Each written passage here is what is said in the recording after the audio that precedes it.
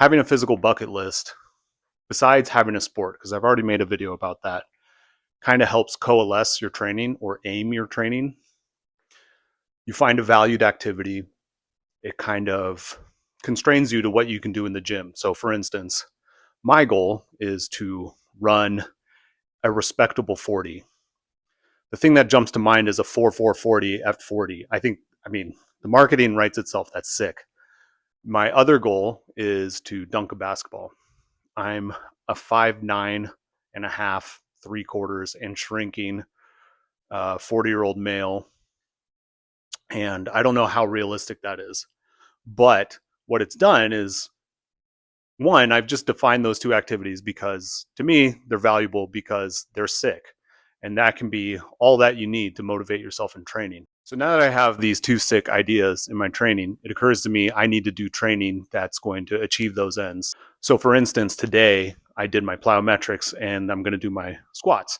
Idea being, if my legs are stronger and more dynamic and more have faster ground reaction times and more force output, then rate of force development, like all this good stuff, all this catchy phrase stuff, then it's going to be a lot easier for me to apply force into the ground when I'm sprinting and when I'm jumping to dunk a basketball. With jumping, you can only jump so much and so often. I've kind of gravitated to 2 to 3 times a week. And with how much basketball I'm playing, I can really only do my lifts about 2 to 3 times a week with rehab kind of mixed in there. So I don't know, bust my stuff. That's basically it. Those are my two biggest training goals right now. I have upper body goals.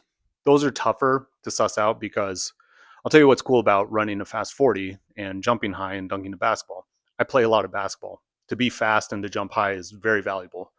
It is unclear that a heavy bench press is going to help me much in basketball. So I have to kind of reverse engineer what is really cool to me and what would motivate me to training and what would that training look like. So right now, loosely with upper body stuff, it's like, okay, everybody benches.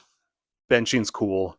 Benching kind of gives you a huge, big chest, and everybody knows what you're talking about when you say I bench 315. And then I think on top of that, just things that motivate me with upper body ability are gymnastic skills. So that's going to be a lot in my training. The fact remains, unless you have these primary goals, your training is just going to it's going to feel like a chore. It's not going to be very motivating. And so having things coalesce around these goals and aim towards these goals keeps you motivated, keeps you intrinsically motivated, and keeps you training more consistently, which creates more fitness and potentially could help you reach your goals faster. Am I stalling because I don't want to front squat more? We're going to try this classic overload model where before your top set, you add a pretty substantial amount more than that, and then you just hold the front rack. It's supposed to activate the nervous system, whatever. It's just nice because you'll feel a little bit extra weight, and then when I go to do the 225 single, it's going to feel a little bit lighter. This is 275. There's a 25 sandwiched in here.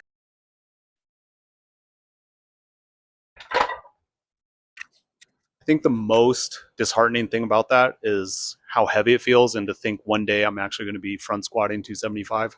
I'll get there. Okay, there's no hiding from this. Last week when I did this weight, 225 for one at a 9.5, it said. So a real grinder.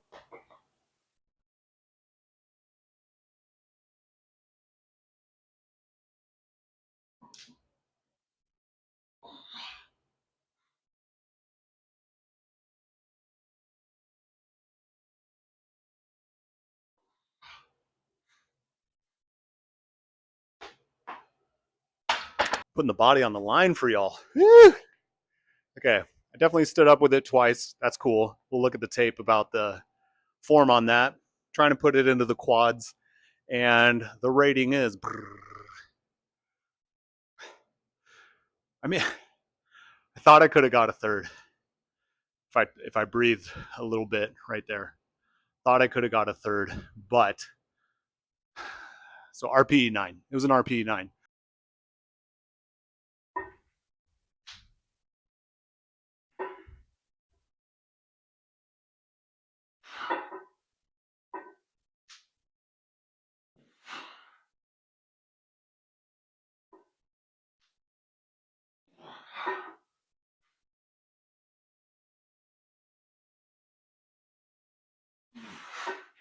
Whew, loaded. Good quads.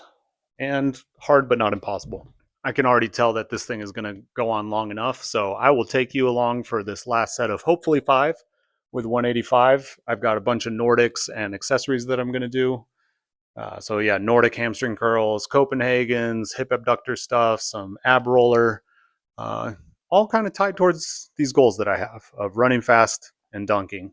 I think if you have strong hips and knees and ankles, it's going to go well for you on this. So subscribe if you haven't already, and we're going to come out with another one. I'm getting organized on these videos. I'm starting to figure out how to get it going, and I downloaded the software. So hopefully you start seeing some more production from me.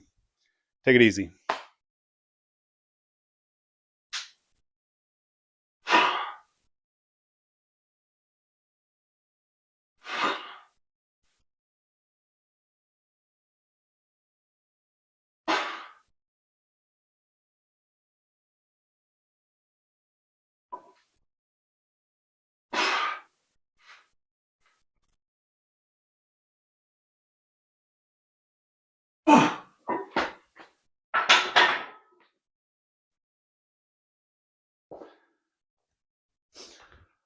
That'll do her. Catch you at the next video.